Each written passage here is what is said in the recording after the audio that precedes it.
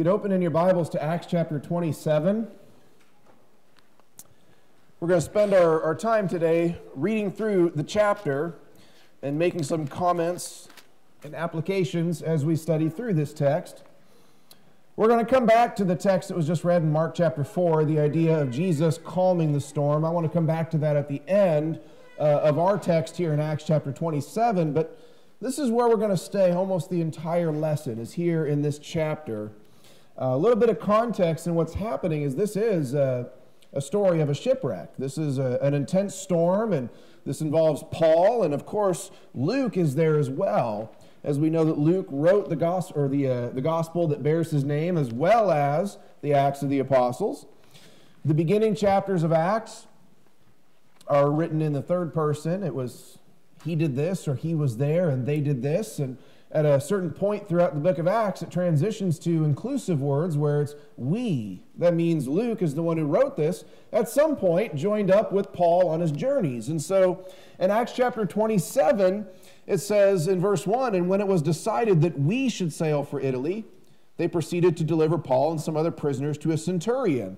And so we know that Luke is there with Paul as well as a couple of Roman guards, a centurion, some other prisoners, and other people on this ship as well. Now, a little bit of the background story before we get too much further into our text. I put a map up there. You might not be able to read it too closely, but this details the path that Paul took to get to Rome. It was kind of a broken trail that brought him there. And it'll start on your right there in Judea, setting sail and going around the islands of Cyprus, and then setting a port there in Myra, where they took a second ship. And you see from there they went to right in the middle of your map, and they went on the southern end of Crete to get a little shelter from the winds. And it's at that point, as they're trying to find a good port to kind of hunker down in for a while, perhaps even through the winter, where they get caught in a storm, and it takes them way off course over past Sicily on the small island of Malta is where they end up having their shipwreck. So I'll leave that up there. Let's read the first couple of verses to set the stage. Now, earlier on, leading up to this chapter, we find in Acts chapter 24 that Paul, having gone to Jerusalem, and there at the temple, a big stir is made by Paul's presence. Some accusations are made. He's brought before the Jewish high council, and they're ready to kill him and tear him into pieces until a Roman soldier and some Roman soldiers intervene and say, let's see what's happening here. And they took Paul aside, and Paul says, well, I'm a Roman citizen. Don't you know that? That means I have legal rights and protections. And so now he is kind of kept safe from the Jewish crowd that wants him dead. And so in chapter 25, he is brought before Felix. And Felix hears the case as the governor and says, well, I'm not sure what to do. I don't think Paul has done anything wrong, but I want to do the Jews a favor, so I can't release him because that would make them upset with me. And so at the end of Acts chapter 24, it says, after 2 years had passed, Felix was succeeded by Festus. And so for 2 years, Paul had been kind of waiting in political limbo in Jerusalem, waiting. So in chapter 25, we get Festus, and Festus arrives, and he doesn't know what to make of this case, so he asks for Agrippa, someone who has a little bit of understanding in Jewish cultural traditions and religious practices. And so Acts chapter 26 is where Paul again gets to plead his case, now before King Agrippa. And Agrippa says, I would have let him go, except he made his appeal. Paul finally said, I appeal to Caesar. That's my right as a Roman citizen. And so it's decided at the end of Acts chapter 26 that we're going to send Paul to Rome so that he can take his case to the next higher court. And that leads us up to the events of Acts chapter 27. Paul is now being sent under guard. He's not treated, though, as a bad prisoner, though. He seems to be given some leeway, but he's taken as a prisoner, and he's going to Rome in order to appeal his legal battle to the next court up, basically to Caesar. And so it says, continuing in Acts chapter 27, now in verse 2, and embarking in an Adramyttian ship, which was about to sail to the regions along the coast of Asia, we put out to sea, accompanied by Aristarchus, a Macedonian of Thessalonica. And the next day we put in at Sidon, and Julius treated Paul. Julius is the Roman soldier in charge of Paul. It says that Julius treated Paul with consideration and allowed him to go to his friends and receive care. That could be medical attention. He had been probably neglected for the better part of 2 years. It could be food, it could be clothing or provisions for the trip. But nonetheless, he's given a good amount of leeway. Verse 4, and from there we put out to sea and sailed under the shelter of Cyprus because the winds were contrary. And so they're kind of using the island of Cyprus as a shelter from winds. And when we sailed through the sea along the coast of Cilicia and Pamphylia, we landed at Myra. Verse 6, it says, and there the centurion found an Alexandrian ship sailing for Italy, and he put us aboard it. Now this ship was kind of a barge. It had a few sails on it, we'll find out, but it was more of a barge because it was carrying a large load of wheat. It's been said that Egypt, for a lot of the dominance of the Roman Empire, was kind of the breadbasket for Rome. And so it makes a lot of sense that we would find an Alexandrian ship from Egypt on its way up to Rome carrying a load of wheat. And by the way, when you read through Acts, you get the impression that Luke is a very detail-oriented writer. He was a very well-educated man as a physician. And this is a great chapter that there's at least one really good book out there written by a sailor that went through this and kind of personally recreated this journey and tried to sail to all these same points and reading the language written here. This is all very accurate as far as, sailor language and sailing terminology is all pretty correct here. All the locations match up, all the predominant winds that were common and still are common in that part of the world. It's all very accurate as anything that Luke writes about, whether it's the currency that was used in a particular region, whether it's a governor or a plutarch or whatever, designation to describe the leader of a particular region. Luke is always very accurate. This text stands the scrutiny of comparing it to the world in which it claims to be written. It stands up and holds through to the test of time. Very accurate. And so, verse 7, they sailed slowly for a good many days, and with difficulty they arrived off Cnidus, since the wind did not permit us to go further. And it says they sailed under the shelter of Crete. And so here again is where we see in the middle of the map, they're going under Crete now to kind of shield themselves from the contrary winds. Verse 8, and with difficulty sailing past it, we came to a certain place called Fair Havens, near which was the city of Lasea. Now this city was not right on the edge of the island. It was a pretty good walk inland. And so they decide this is not a good place, this place called Fair Havens. It's a very small little harbor, suitable to kind of park a boat for a short period of time, but the town is not close to it, not easily accessible. It's a very small town. And we learn later on that there's more than 200 people on this boat. And so that would kind of put a burden on this little town. So they said, this isn't a great place. If we're going to be stuck here for the winter, we need to go just a little bit further. It took them with great difficulty and a lot longer than it should have just to arrive to safe havens. Verse 9, it says, and when considerable time had passed and the voyage was now dangerous, since even the fast was already over, Paul began to admonish them. And here we're going to see that Paul has some warnings here starting in verse 10. Now in verse 9 it says the fast was already over. This is a reference to the Day of Atonement. Now, of course, we measure time based on the solar calendar, as we kind of updated it a little bit throughout time, and it's based upon the sun. The Jewish calendar was a lunar calendar, so their dates don't match up perfectly because their year was kind of shorter based on the lunar calendar. Long story short, the Day of Atonement, it fell sometime between September to early October. And so that's what it's saying here. It had already become dangerous to sail because even the fast was already over this day. So we know we're sometime in September or October. Now, the way the seas worked in that part of the world, September, October, even into early November was kind of sail at your own risk. It's getting kind of dicey. Now, November through about March, February, March, things basically shut down because it got too stormy. So they're right on the edge. They already acknowledge this is kind of iffy. We're kind of pushing our luck to keep sailing in this part of the year. It's not unheard of, but this is already kind of pushing it. So in verse 10, Paul begins to admonish them and says, "Men, I perceive that the voyage will certainly be attended with damage and great loss, not only of the cargo and the ship, but also of our lives." I don't think this is Paul speaking as an inspired apostle being given some foresight. I think this is Paul, the exceedingly well-traveled man who had gone on probably no less than a dozen sailing trips, much like this one. Paul had probably an equal level of experience with many of the sailors on this boat.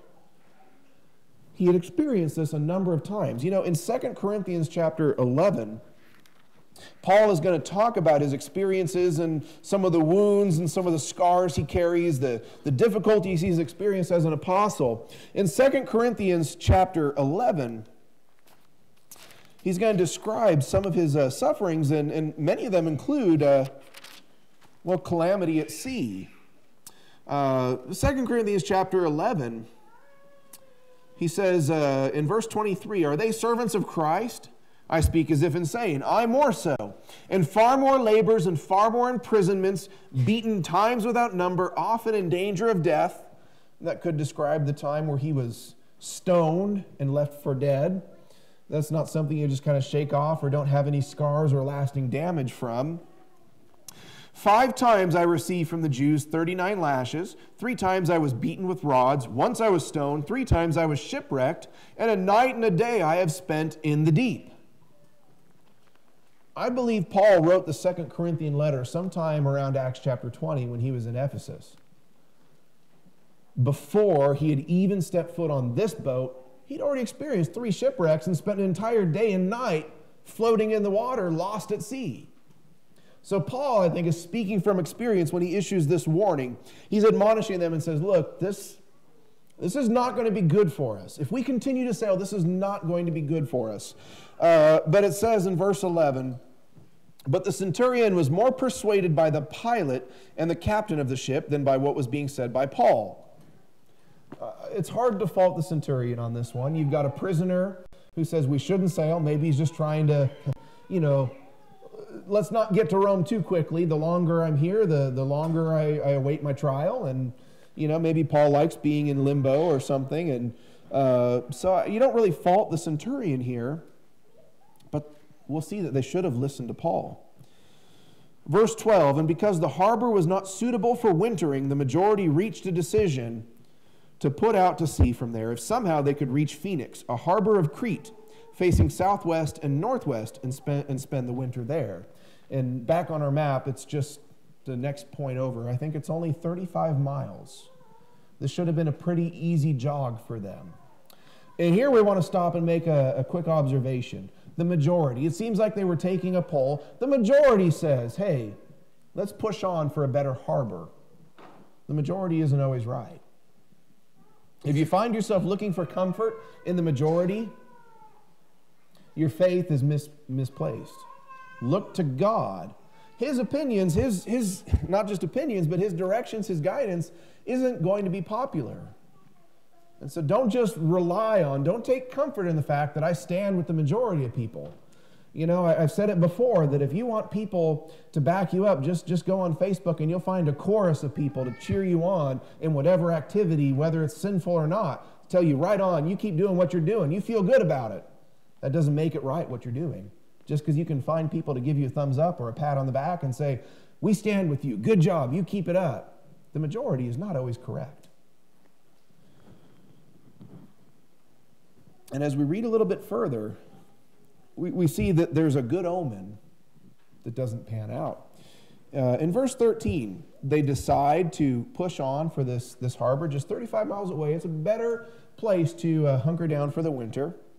And when a moderate south wind, it says in verse 13, when a moderate south wind came up, supposing that they had gained their purpose, they weighed anchor and began sailing along Crete, close inshore. They're going to play it safe. I like the confidence that it says here in verse 13 that they had. A moderate south wind, that's exactly what they want, a wind to push them right along the edge of Crete, just a little gentle push to their port, and then they can call it a day. And supposing they had gained their purpose, we're as good as there. Pride comes before the fall. They had thought they had got this one in the bag. We're good. We're going to make it. This will be a breeze, no problem. And then life happens. And this is kind of the point I want each of us to take away from this text today. This is an allegory for life. You get good omens all the time. I've made it. I'm set. Whether it's financially, whether it's our health, whether it's our jobs, our careers, even in our spiritual lives, whatever it is, we get these good omens all the time, and we start to relax and think, I'm set. Nothing's going to happen. It's good. I've got it all figured out, and nothing bad will happen, and then something bad happens. That's how life works. And that's what this text is telling us, because in the very next verse, but before very long, there rushed down from the land a violent wind called Iraquilo. And that, if you break that down, Ira means eastern, Aquilo means northern. Some translations even say northeasterner. It's a strong wind that is contrary. They had a nice southern breeze, and then you get a northeastern wind that pushes them out to sea. Again, this is another great example of where Luke uses the correct phrases and the correct terminology for that part of the world and that day and time. And when the ship was caught in it and could not face the wind, we gave way to it and let ourselves be driven along. Here they are. They have to admit, we cannot fight this. Something comes up. Contrary to all the good signs and omens, something comes up unexpected, and they just have to go along with it. We cannot fight this wind. It is going to take us out to sea, and there's nothing we can do about this. We like to feel confident about our abilities. We like to feel secure in this life. A lot of times that's just an illusion. I think when we begin to understand how many things there are in this world that we cannot control, that we cannot fight against, that we cannot resist, it helps us understand that God is the one thing that is solid and stable in our lives. I think we need to have that understanding and be prepared. There's going to come a point in your life where you're going to feel powerless. Whether it's you can't control what other people are going to do in your lives, the relationships you cannot control, sometimes what happens medically or when disaster happens, or for a number of Christians in the world right now, not just in America, but all over, experiencing trouble from an earthquake or from a hurricane or a severe tropical storm or flooding. There are things that you cannot control, and you just have to say, it's going to happen and I can't stop it. That's life. We feel powerless, but what do we do in these situations? They kind of lost hope. Continuing on in verse 16, running under the shelter of a small island called Clauda, they had a brief respite. It's a small island. I think it's only 10 to 15 miles long. So it's just an hour or two where they had a brief shelter from this storm. They were able to kind of gather themselves a little bit. And so they're under the shade of this island called Clauda. We were scarcely able to get the ship's boat under control. This is like a lifeboat or a dinghy. This is something that often would be towed from behind the ship, maybe even carrying extra supplies. It's getting loaded down with water in the storm. It's becoming something that's dragging them down. So they have to rein this in and try to fix this situation. And they could barely even manage to do this. Verse 17, and after they had hoisted it up, they used supporting cables and undergirding the ship, and fearing that they might run aground on the shallows of Syrtis, they let down the sea anchor and so let themselves be driven along. Again, here they are just yielding to the storm, saying, we cannot fight against this. We have to allow this to happen and just do our best to survive it and weather it. That's all they could do. And that tells us, too, that when trouble happens, it's not a matter of just throwing your hands up in the air and saying, I am completely powerless. No, we need to do what we can. But we might be powerless to stop a situation from happening. But that doesn't mean that we don't respond to it. That doesn't mean we don't take precautions. We don't take steps or measures to try and fix it as best as we can. And that's what they're doing here. But it was too little. All their effort was not enough to stop this storm from happening. Verse 18, the next day as we were being violently storm-tossed, they began to jettison the cargo. And on the third day they threw the ship's tackle overboard with their own hands. And since neither sun nor stars appeared for many days, and no small storm was assailing us, from then on all hope of our being saved was gradually abandoned. And that's what life does to us. That's what life tries to do to us. And that's a very, very poetic description. They had lost sight of the sun, the stars, the moon, all light, all sense of direction was gone. It was dark.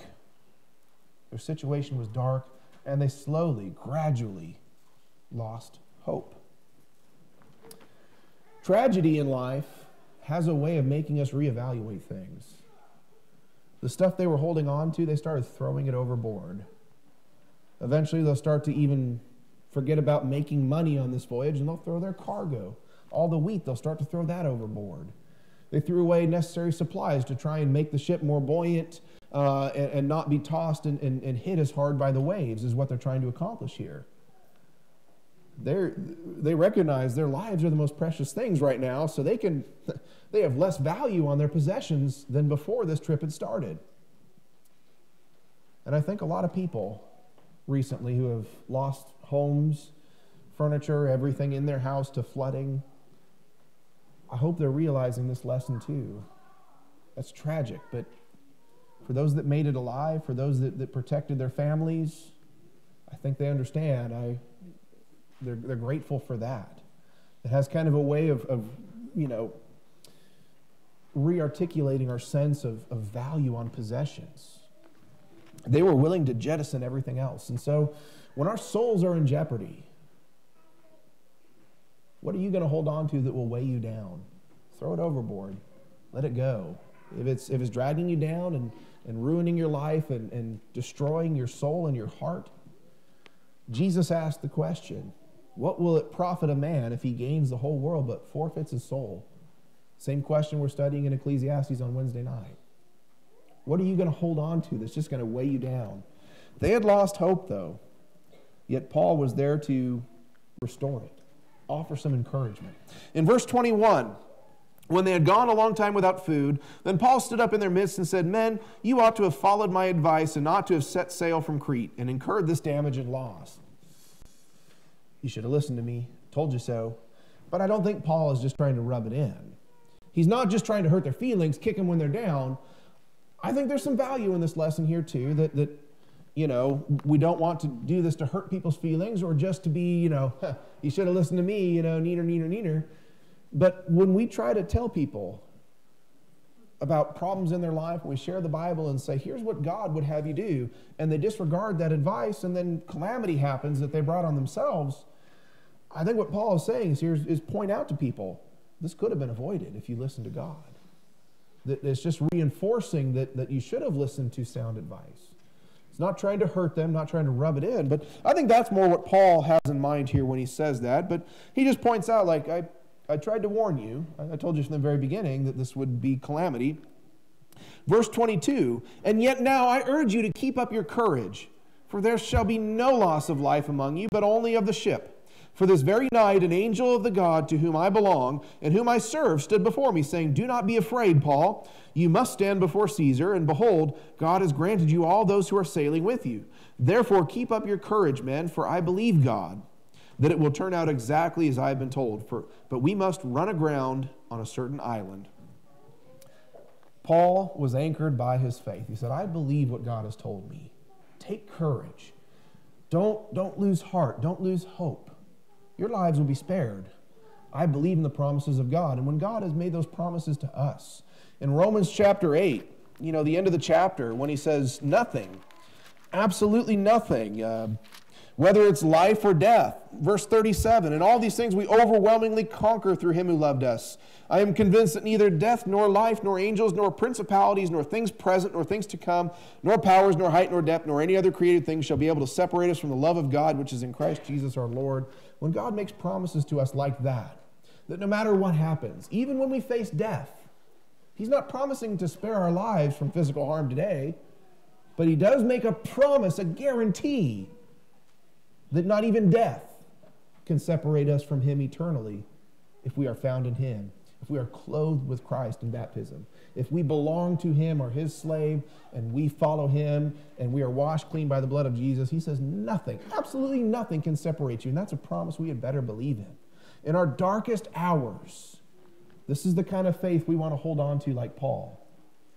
When others lose hope, we say, I believe in the promises of God. I will not despair.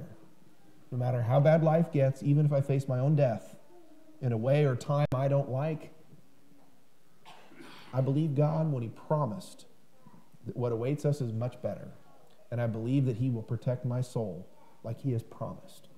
So we see great faith. And the impact this has is pretty neat to see as we move on through our text. Verse 27, but when the 14th night had come, 2 weeks they had been at this in the storm. As we were being driven about in the Adriatic Sea, about midnight the sailors began to surmise that they were approaching some land. They took soundings and found it to be 20 fathoms. A little further on, they took another sounding, found it to be 15 fathoms. I think that's 90 feet of depth or so. And fearing that we might run aground somewhere on the rocks, they cast 4 anchors from the stern and wished for daybreak. Just let the light shine, let the day break, and so we can save our boat and save our lives. Verse 30, and as the sailors were trying to escape from the ship and had let down the ship's boat into the sea on the pretense of intending to lay out anchors from the bow, Paul said to the centurion and to the soldiers, unless these men remain in the ship, you yourselves cannot be saved. And this again might be Paul's intuition with all his experience at sea. He knows we're going to need every able body. We're going to need every sailor on board to keep this ship on course and to try and save it. And so the soldiers cut away the ropes of the ship's boat and let it fall away. And do you see now how at the beginning when Paul gave that warning, the centurion says, I'm going to listen to the captain instead of you, Paul. Look who's giving the orders now. And they gladly listened to Paul. They said, we should have listened to him from the start. We're going to listen to him now. So the soldiers cut away the lifeboat. Verse 33, and until the day was about to dawn, Paul was encouraging them all to take some food, saying, today is the 14th day that you have been constantly watching and going without eating, having taken nothing. Therefore I encourage you, take some food, for this is for your preservation, for not a hair from the head of any of you shall perish. Having said this, he took bread, gave thanks to God in the presence of all, and broke it and began to eat. All of them were encouraged, and they themselves also took food. And all of us in the ship were 276 persons. And when they had eaten enough, they began to lighten the ship by throwing out the wheat into the sea. So they have taken courage. And this tells us that the way we weather a storm, our attitude, our character during trial, it has an impact on others. When we persevere through challenges in life, giving thanks to God throughout, as Paul just did, giving thanks for the food. You see the impact it had on the others. It gave them courage. It lifted them up. Paul wasn't despairing the same way they were. And that tells us it's important. The way we face trials is important. It's an important part of our evangelism. The gospel we preach is partly the way we live our lives and the example we set. They took bread and they gave thanks even in the midst of the storm. And in verse 39, when day came, they could not recognize the land, but they did observe a certain bay with a beach, and they resolved to drive the ship onto it if they could. Casting off the anchors, they left them in the sea, while at the same time they were loosening the ropes of the rudders, hoisting the foresail to the wind. They were heading for the beach, but striking a reef where 2 seas met, they ran the vessel aground, and the prow stuck fast and remained immovable, but the stern began to be broken up by the force of the waves. And the soldiers' plan was to kill the prisoners, that none of them should swim away and escape. But the centurion, wanting to bring Paul safely through, kept them from their intention, and commanded that those who could swim should jump overboard first and get to land, and the rest should follow, some on planks and others on various things from the ship. And thus it happened that they all were brought safely to land. They had weathered this storm. Just a few closing observations. This is an incredible story. When we look into the next chapter, we start to see some of the meaning of this. I don't know that God purposes or has written a story. Some people like to think God has written my life story out and that this bad thing will happen so that this will be the result. And I don't know that God works necessarily like that, but I do know that when bad things happen, we need to look for what good can come of it. Bad things happen, and sometimes we have to pick up the pieces of a shattered life. We lose people, we lose possessions, we lose things that are meaningful to us. But if we look, there's always a way to glorify God, even in the darkest, worst, most painful disasters in life. The story continues in chapter 28 on the island of Malta. And Paul is able to bring the gospel of Christ to these people. Out of a shipwreck, he is brought to a place that probably never would have entered in his mind as a destination to go. He performs miracles, heals them, and I'm sure is preaching the gospel to them. The centurion all along is seeing this. His confidence and faith in Paul has grown from doubting his warning at the beginning of this chapter to trusting his commands to cut the lifeboat free and sparing all the prisoners' lives. And now this centurion is seeing all the miracles that Paul is accomplishing. Fast forward to Philippians Chapter 1. I'm inclined to believe that this particular centurion, by the name of Julius, had seen the work of Paul, had heard the message from Paul, and was a big part of this. Philippians chapter 1 and verse 12. Now I want you to know, brethren, that my circumstances have turned out for the greater progress of the gospel, so that my imprisonment in the cause of Christ has become well known throughout the whole Praetorian Guard and to everyone else. Maybe it started with this centurion who had accompanied Paul on this journey. But nonetheless, Paul is saying, look at all the good that had happened. Great things happen on the island of Malta. And he comes back, and now people have greater confidence because they've heard the story of Paul. They've heard that even after a shipwreck, he is still going at it. He is still preaching the gospel. Paul would also write to the Romans in chapter 5 of that epistle. He would say in Romans chapter 5 and verse 3, and not only this, but we also exult in our tribulations, knowing that tribulation brings about perseverance. And perseverance, proven character, and proven character, hope. I don't look forward to tragedy. I don't look forward to hardships. I try to avoid them, honestly. But sometimes they are unavoidable. And when they happen, it is our job to put our trust in God, the way Paul did. Say, I believe in the promises of God. He said we're going to make it through it, and so I believe it. I will give thanks to God in this storm. And afterwards, Paul found a meaning for that tragedy. He found a purpose. And that's our job too. We can't avoid every tragedy, but when it happens, it's our job to evaluate it and determine, how can I glorify God in what has happened? What good can come of this now? Bad things have happened, but how can I find the good in this? So I want to offer this as an invitation now. Sometimes we bring about our own storms, our own distress. When we sin, we disregard the warnings, like they didn't listen to Paul's warning. We disregard the warnings of God, and we bring about our own hardships. Well, the way out of that is to repent and listen to the voice of Christ. Sometimes difficulties happen, and it's not our fault. That's just how life works. We need to be there. Paul said, don't let them escape. We all need to stay in the boat together. That was Paul's advice, and we need to weather these storms together. That's why we have the church. And we're here. If you need prayers, need encouragement, whatever storm you're going through, trust in God, believe His promises, stay with your brethren, and we'll help you through this. If we can pray for you, encourage you, help you, teach you more about the Bible, anything, please come forward now as we stand and sing.